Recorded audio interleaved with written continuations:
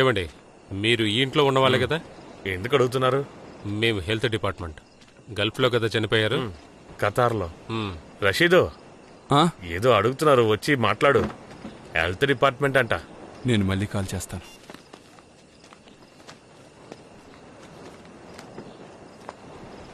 చెప్పండి సార్. ఇక్కడ 20 కన్నా ఎక్కువ మంది ఉండకూడదు. Collector strict order.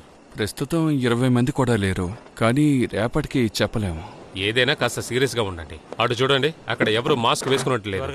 గుంపుగా ఉంటే ఇది ఎక్కువగా స్ప్రెడ్ అవుతుందండి. జాగ్రత్తగా ఉండండి. ఇప్పుడున్న పరిస్థితిలో ఇంట్లో వెళ్ళి చెప్తే వింటారో లేదో తెలియదు సార్.